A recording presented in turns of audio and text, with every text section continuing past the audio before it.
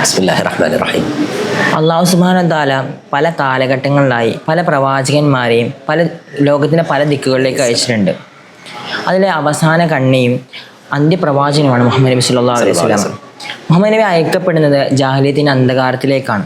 പക്ഷേ നബി തങ്ങൾ ആ സമൂഹത്തിൽ ഒരുപാട് കാലമൊന്നും ജീവിക്കുന്നില്ല, കുറഞ്ഞ കാലം 23 വർഷം. പക്ഷേ 23 വർഷം കൊണ്ട് നബി തങ്ങൾ ലോകജനതയെ പഠിപ്പിക്കുന്ന ഒരുപാട് പാഠമുണ്ട്, എല്ലാവരുടെയും നബിയായി മാറുന്ന ഒരു പാഠമുണ്ട്. അതായത് നബി തങ്ങൾ തൻ്റെ അനുചരന്മാരെ, ഒരു നേതാവ് എങ്ങനെ തൻ്റെ അനുയായികളോട് പെരുമാറണം, ഭാര്യമാരോട് എങ്ങനെ പെരുമാറണം, സ്ത്രീകളെ എങ്ങനെ പരിഗണിക്കണം, അതുപോലെ തന്നെ അനാഥകളെ, അഗതികളെ തുടങ്ങിയ എല്ലാ ആളുകളെയും, കറുത്തവരെ, വെളുത്തവരെ, സമൂഹത്തിൽ താഴ്ന്ന ജാതിയിൽപ്പെട്ട ആളുകളെ, ഇകഴ്ത്തി കാണിക്കപ്പെടുന്നതാണ്, ഇവരെല്ലാം പരിപാലിക്കുന്നതും ചേർത്ത് പിടിക്കുന്ന ഒരു രാഷ്ട്രീയമാണ്. അത് വലിയൊരു പ്രബോധനമാണ് നിബിധങ്ങൾ ഈ ലോക സമൂഹത്തിന് മുമ്പിൽ കാണിച്ചു വെക്കുന്നത്. അത് വളരെ ശരിയാണ്. കാരണം പ്രവാചകൻ സല്ലല്ലാഹു അലൈഹി വസല്ലം തങ്ങൾ മുന്നോട്ട് വെച്ച മാതൃക ഒരു സാർവലൗകികവും സാർവജനീനവുമായ മാതൃകയായിരുന്നു. അദ്ദേഹം സ്ഥാപിക്കുന്ന നയങ്ങൾ മതേതരത്വവും ഒരു പക്ഷേ എല്ലാവരെയും ഉൾപ്പെടുത്തലിൻ്റെ ഒരു ഇൻക്ലൂസീവ്നെസ് എന്ന് പറയുന്ന ആ ഒരു നയവും എല്ലാം ഉൾപ്പെടുത്തിക്കൊണ്ടുള്ള ഒരു പ്രവാചക രീതി ആയിരുന്നു പ്രവാചകൻ സല്ലല്ലാഹു അലൈഹി വസല്ലം കൈക്കൊണ്ടത്.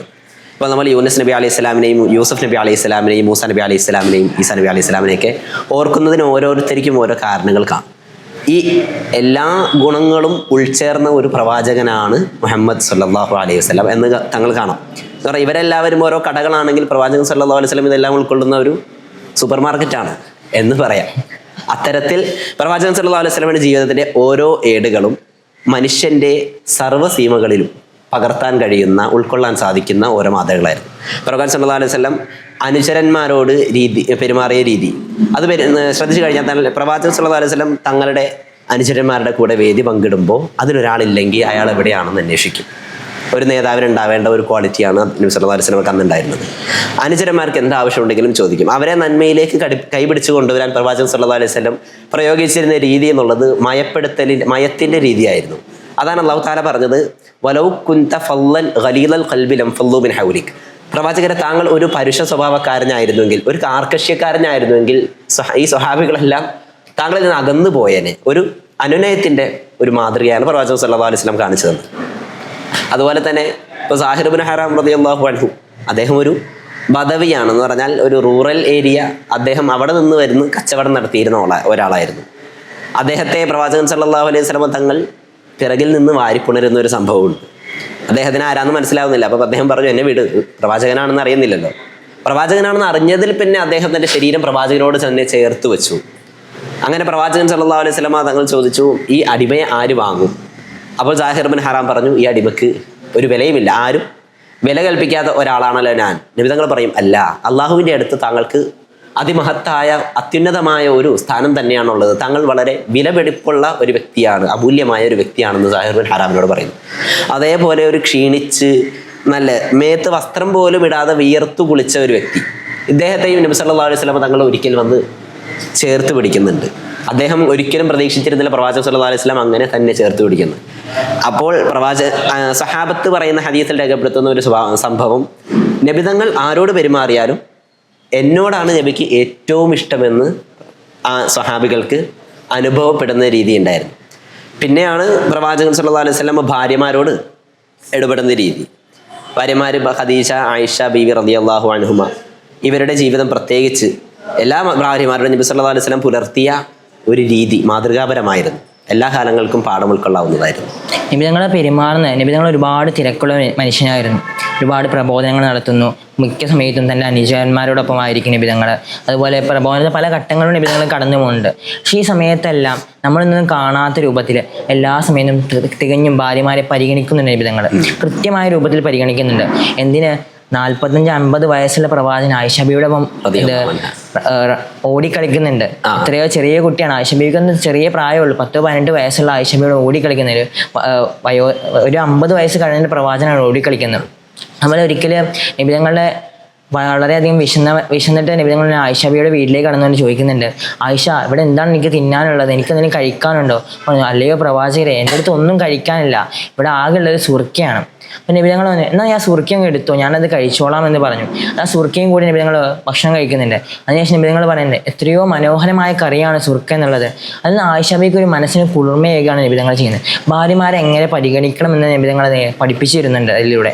നമ്മുടെ ജീവിതത്തിൽ കടന്നു വരുന്ന ഒരു വിരൂപമായ ഒരു സ്വഭാവമാണ് ഭാര്യ ഭർത്താക്കന്മാർക്കുള്ള പിണക്കത്തിന് വരെ കാരണമാകുന്ന വളരെ ഒരു സമയം. ഏത് ഭക്ഷണമാണെങ്കിലും ഭാര്യമാർ മുന്നോട്ട് വെക്കുന്ന ഏത് സേവനത്തെയും കുറ്റം പറയുകയോ തള്ളിപ്പറയുകയും ചെയ്യുമ്പോൾ ഉണ്ടാകുന്ന ഒരു മാനസിക വിഷമത്തിൽ നിന്ന് ഉടലെടുക്കുന്ന ഒരുപാട് ഭിന്നതകൾ.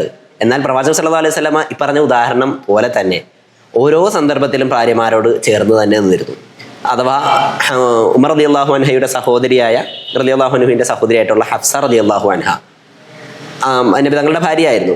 ഒരിക്കൽ നബിതങ്ങളോട് ഭാര്യ ചൂടാകുന്നത് കണ്ടപ്പോൾ അബൂബക്കർ റളിയല്ലാഹു അൻഹു ആയിഷ റളിയല്ലാഹു അൻഹയോട് എന്ത് പറയുന്നുണ്ട്? ചൂടാകുന്നുണ്ട്. അപ്പോൾ അബൂബക്കർ റളിയല്ലാഹു അൻഹു അദ്ദേഹം ആയിഷ റളിയല്ലാഹു അൻഹയെ തൊടുന്നതിൽ നിന്ന് പ്രവാചകൻ സല്ലല്ലാഹു അലൈഹി വസല്ലം പ്രതിരോധം തീർക്കുന്നു. അബൂബക്കർ റളിയല്ലാഹു അൻഹു പോകുമ്പോൾ ആയിഷ റളിയല്ലാഹു അൻഹയോട് നബിതങ്ങൾ ചോദിക്കും, ഞാനുള്ളത് കൊണ്ട് ഈ പുരുഷനിൽ നിന്ന് ഞാൻ നിന്നെ രക്ഷിച്ചില്ലേ എന്ന് ചോദിക്കുന്നു. പ്രവാചകൻ സല്ലല്ലാഹു അലൈഹി വസല്ലം തമാശ രൂപേണ ചോദിക്കുന്നുണ്ട്. അതേപോലെ ഭാര്യമാർ അത് അങ്ങോട്ട് ചൂടായിട്ട് പോലും തിരിച്ചു മയത്തിൻ്റെ സ്വഭാവം കാണിച്ച പ്രവാചകൻ സല്ലല്ലാഹു അലൈഹി വസല്ലം, അതേപോലെ കുട്ടികളോട് പ്രവാചകൻ സല്ലല്ലാഹു അലൈഹി വസല്ലം കാണിച്ച രീതി, നിമിത്തങ്ങൾ എത്ര നല്ല ഒരു മൂഡ് കയറി ആ ഒരു ഭക്തിയുടെ മനസ്സോടെ നിസ്കരിക്കുന്ന ഘട്ടത്തിലാണെങ്കിൽ പോലും കുട്ടികളുടെ സംസാരം കരച്ചിൽ കേട്ട് കഴിഞ്ഞാൽ നബി സല്ലല്ലാഹു അലൈഹി വസല്ലം നമസ്കാരം ചുരുക്കും. ഹസറല്ലാഹുവിനെയും നബിതങ്ങൾ പോറ്റിയ മാതൃകകൾ വളരെ ഇന്നും സ്മരിക്കപ്പെടുന്ന വിഖ്യാതമായ കഥകളാണ്. അദ്ദേഹം കളിച്ചുകൊണ്ടിരിക്കുന്ന കുട്ടികളുടെ അടുത്ത് കൂടെ പോകുമ്പോൾ അവർക്ക് സലാം ചെല്ലുമായിരുന്നു. ഹസൻ റളിയല്ലാഹു അൻഹുവിനെ ഒരിക്കൽ മടിയിലിരുത്തിക്കൊണ്ടിരിക്കുമ്പോൾ അദ്ദേഹം മടിയിലിരുന്ന് മൂത്രം ഒഴിക്കുന്നുണ്ട്. അത് കണ്ട സ്വഹാബത്ത് വന്ന് പറയും, അദ്ദേഹം പേരക്കുട്ടിയെ എടുത്ത് മാറ്റാൻ വരുമ്പോൾ നബിതങ്ങൾ പറയും, അവനെ ബുദ്ധിമുട്ടിക്കരുത് എന്ന് പറയും.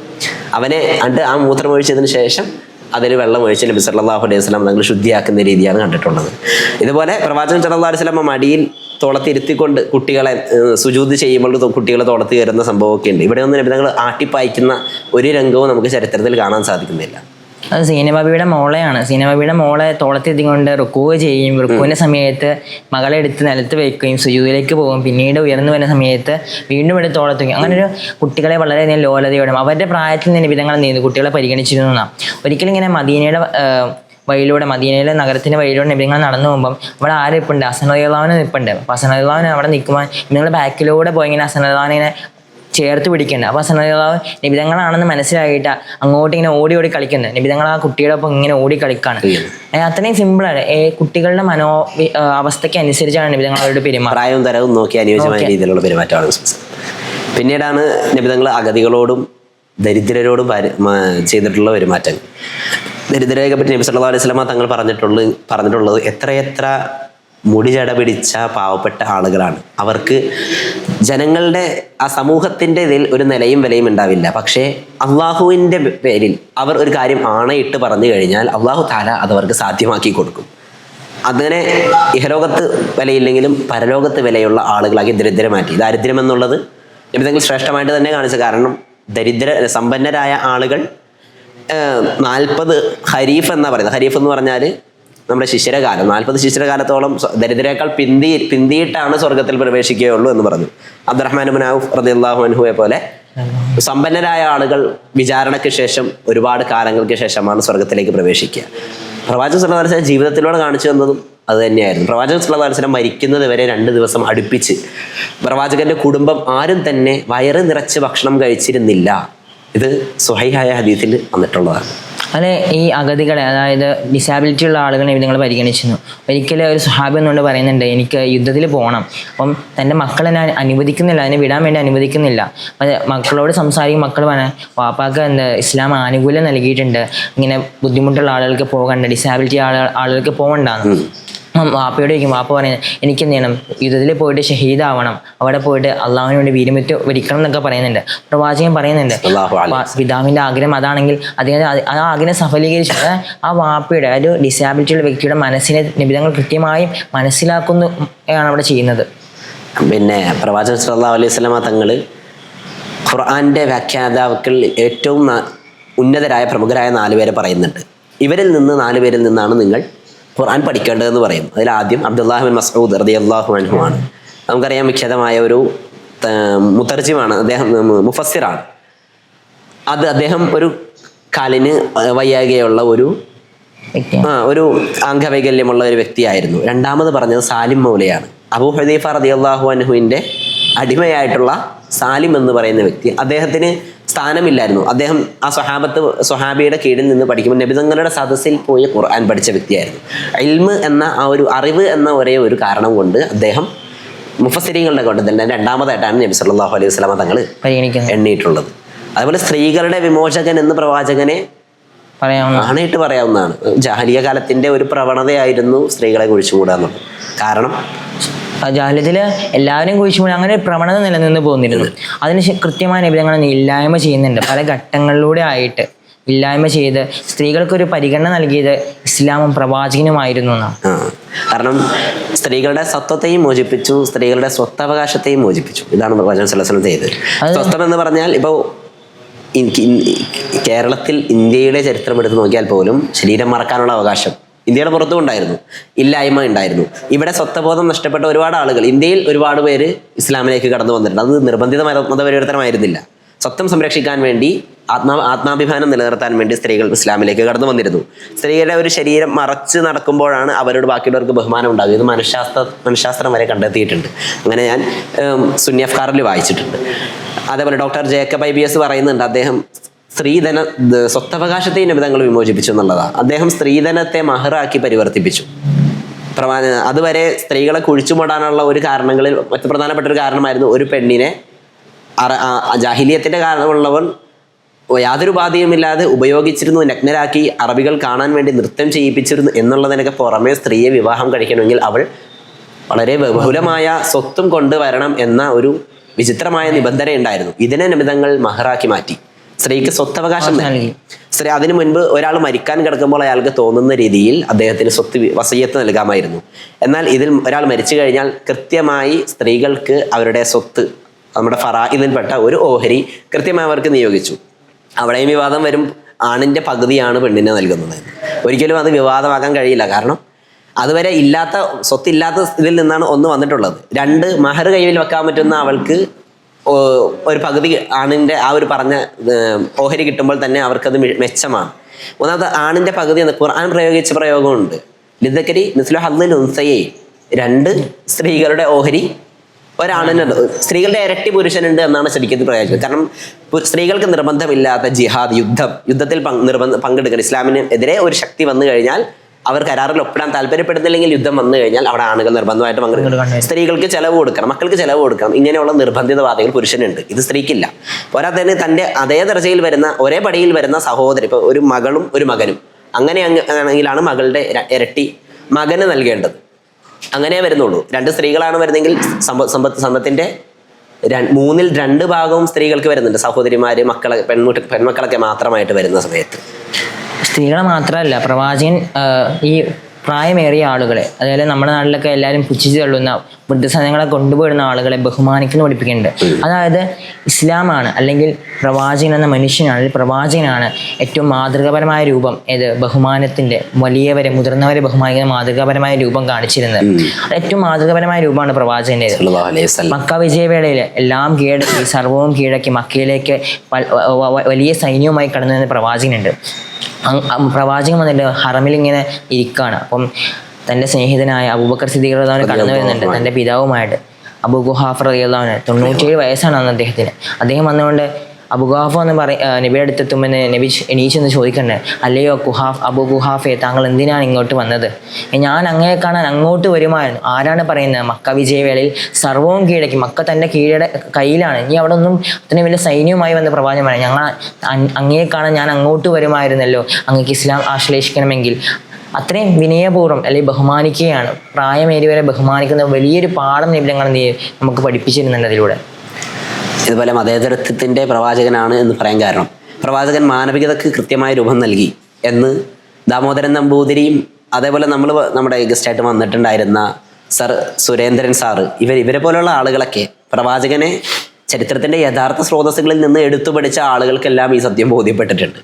കാരണം പ്രവാചകൻ സല്ലല്ലാഹു അലൈഹി വസല്ലമയുടെ അടുത്ത് ഒരു പള്ളിയിൽ നിന്ന് വരുന്ന ഒരു റാബിയും ക്രിസ്ത്യൻ ബിഷപ്പും വരുമ്പോൾ പ്രവാചകൻ സല്ലല്ലാഹു അലൈഹി വസല്ലമ തങ്ങളുടെ മക്കയിൽ പള്ളിയിൽ അവരെ പ്രവേശിക്കുകയും അവർ കണ്ടു നിൽക്കുന്ന സമയം പ്രാർത്ഥനയുടെ സമയമാവുകയും ഇവർ പുറത്തു പോകാൻ ഉദ്ദേശിക്കുകയും ചെയ്യുന്ന സമയത്ത് പ്രവാചകൻ അവരെ പള്ളിയിൽ തന്നെ പ്രാർത്ഥനയ്ക്ക് അനുവദിക്കുന്നുണ്ട്. പ്രവാചകന്റെ അനിയായിട്ടുള്ള ഉമർ റളിയല്ലാഹു അൻഹു 636 ആണ് അദ്ദേഹം ജെറുസലേം കീഴടക്കുന്നത്.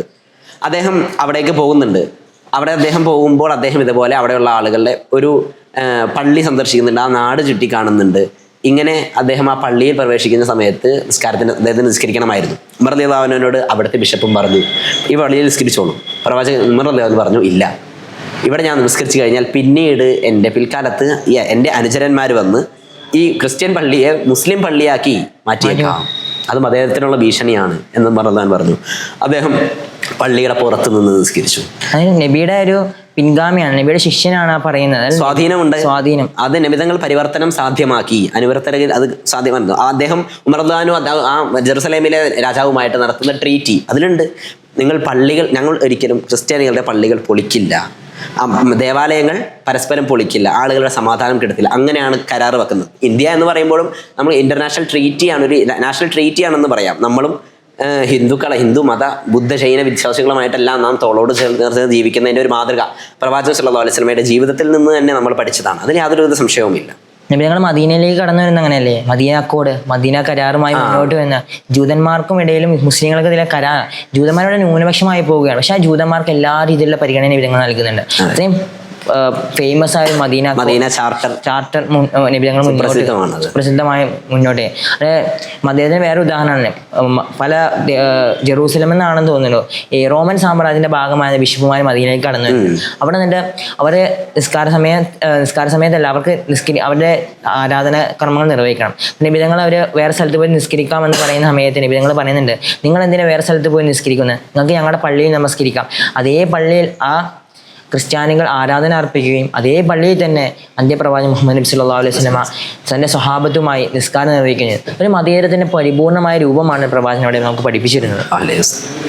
അപ്പോൾ ഇതൊരു സമ്പൂർണ്ണമായ ഒരു ജീവിതം തന്നെയാണ്. ഈ പ്രവാചകൻ സല്ലല്ലാഹു അലൈഹി വസല്ലമയെ വർണ്ണിക്കാൻ ഉപയോഗിച്ചാൽ നമ്മുടെ ആരുടെയും ഏതെങ്കിലും ലോകത്തിലെ കവികളുടെയോ ഈ പറഞ്ഞ നമ്മളെ പോലെയുള്ള ആളുകളുടെയോ വാക്കുകൾ കൊണ്ട് ഒരിക്കലും ചുരുങ്ങുകയില്ല പ്രവാചകൻ സല്ലല്ലാഹു അലൈഹി വസല്ലം പറഞ്ഞത്. നമ്മളെല്ലാവരും കൂടെ ഒന്ന് ശ്രമിച്ചാൽ തന്നെ അതിൻ്റെ ഒരു ഭൂരിഭാഗത്തിലേക്ക് എത്താൻ സാധിക്കും എന്ന് മാത്രമേ പറയാൻ പറ്റുള്ളൂ. അഫ്നാൻ കിടയങ്കയും പറയുന്നുണ്ട്, ഞാൻ പ്രവാചകന്റെ സമ്പൂർണ്ണ ചരിത്രം സ്ട്രീം ചെയ്തു, പക്ഷേ ആ വായന തുടങ്ങിയപ്പോഴാണ് എനിക്ക് മനസ്സിലായത് എനിക്ക് ഒരിക്കലും അത് പൂർണ്ണമായി പറഞ്ഞു തീർക്കാൻ സാധിക്കില്ല. ഒരു സമ്പൂർണ്ണമായ പ്രവാചകനായിരുന്നു. അദ്ദേഹത്തിന്റെ മാതൃക സാർവകാലികമായിരുന്നു. അന്നും ഇന്നും നമുക്ക് പിന്തുടരാൻ സാധിക്കുന്നുണ്ട്. ഒരു ഖുത്ബാത്തെ മദ്രാസ് എന്ന് പറയുന്ന സുലൈമാൻ നബിയുടെ ഒരു പ്രസംഗമുണ്ട്. അതിൽ കൃത്യമായി പറയുന്ന ഒരു നല്ല മനോഹരമായി പറയുന്ന ഒരു സംഭവമുണ്ട്. നിങ്ങൾ സമ്പന്നനായ ഒരാളാണോ? അങ്ങനെയാണെങ്കിൽ നിങ്ങൾ മക്കയിലെ ആ വ്യാപാരിയിലേക്ക് നോക്കുക. നിങ്ങൾ നിർധനനായ ഒരു വ്യക്തിയാണോ? അങ്ങനെയാണെങ്കിൽ നമ്മൾ നേരത്തെ നിങ്ങളുടെ ദാരിദ്ര്യത്തിൻ്റെ വിഷയം പറഞ്ഞിരുന്നു. ആ ദരിദ്രനിലേക്ക് നിങ്ങൾ നോക്കുക. നിങ്ങളൊരു ക്രയവിക്രയം നടത്തുന്ന ആളാണോ? അങ്ങനെയാണെങ്കിൽ ബനൂ നദീറിൻ്റെയും മറ്റു ഗോത്രങ്ങളുടെയും എല്ലാം പൂന്തോട്ടങ്ങളെ തോട്ടങ്ങളെ പരിപാലിച്ചത് എങ്ങനെയാണ് നോക്കുക. ആ ഭൂമിയിൽ ക്രയവിക്രയങ്ങൾ നിബിധങ്ങൾ എങ്ങനെയാണ് നടത്തിയതെന്ന് നോക്കുക. നിങ്ങളൊരു നേതാവാണോ? സ്വഹാബത്തിനോട് നിബിധങ്ങൾ പെരുമാറിയ പെരുമാറ്റ രീതി കണ്ട് നിങ്ങൾ പഠിക്കുക. നിങ്ങൾ പിതാവാണോ? അങ്ങനെയാണെങ്കിൽ ഫാത്തിമ ബിവിയോടും ഹസൻ ഹുസൈൻ റളിയല്ലാഹു അൻഹുമയോടും പ്രവാചകൻ സല്ലല്ലാഹു അലൈഹി വസല്ലം പെരുമാറിയ രീതിയിൽ നിങ്ങൾക്ക് മാതൃകയുണ്ട്. നിങ്ങൾ ഒരു ഭർത്താവാണോ? ഭാര്യമാരോട് പെരുമാറാവുന്ന ഏറ്റവും നല്ല രീതിയിൽ പെരുമാറ്റം കാഴ്ചവെച്ച പ്രവാചകൻ സല്ലല്ലാഹു അലൈഹി വസല്ലം നിങ്ങൾക്ക് മുന്നിലുണ്ട്. ഇതേപോലെ ജീവിതത്തിൻ്റെ സമസ്ത മേഖലകളിലും പ്രവാചകൻ സല്ലല്ലാഹു അലൈഹി വസല്ലം തങ്ങൾ മാതൃക തീർത്തു എന്ന് വേണം നമുക്ക് പറയാൻ.